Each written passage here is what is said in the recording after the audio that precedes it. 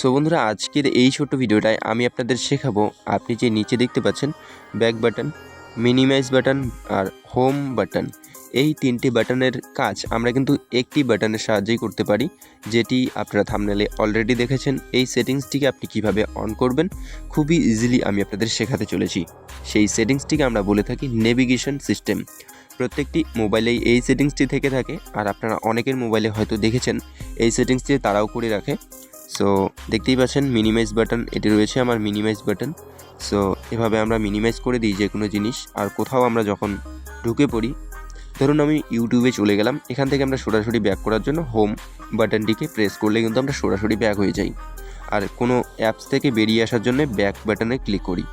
So এই তিনটি বাটনের কাজ আমরা একটি বাটনের সাহায্যে করতে পারি। সো সেজন্য আমরা চলে আসবো আমার মোবাইল ফোনের সেটিংসে। আপনি আপনার মোবাইল ফোনের সেটিংসে চলে আসবেন। এখান থেকে আমরা একটি সেটিংস করে নেব, যেই সেটিংসটি আপনাদের প্রত্যেকের মোবাইলেই রয়েছে। সো বন্ধুরা, এই সেটিংসটি করার আগে আপনাদের কাছে ছোট্ট একটি রিকোয়েস্ট, আপনি যদি আমার চ্যানেলে নতুন হয়ে থাকেন প্লিজ চ্যানেলটিকে সাবস্ক্রাইব করবেন। ভিডিওটি দেখে হেল্প হয়ে থাকলে লাইক করবেন আর কমেন্টে জানাবেন আপনার মোবাইলে এই সেটিংসটি অন হয়েছে কিনা। সো আমি চলে আসলাম আমার মোবাইল ফোনের সেটিংসে। এবার আমরা চলে যাব সবার নিচে, এখানটাতে চলে যাব সিস্টেমে। সো আমি চলে আসলাম সিস্টেমে চলে আসার পরে আপনি এখানটাতে একটি অপশান দেখতে পাবেন, সিস্টেম নেভিগেশন। সো দেখতেই পাচ্ছেন সিস্টেম নেভিগেশনের উপরে ক্লিক করব। ক্লিক করে দেওয়ার পরে আপনারা উপরেই একটি অপশান দেখতে পাবেন 3 buttons navigation. So 3 button navigation মানে হচ্ছে আমাদের 3টি বাটনই অন রয়েছে।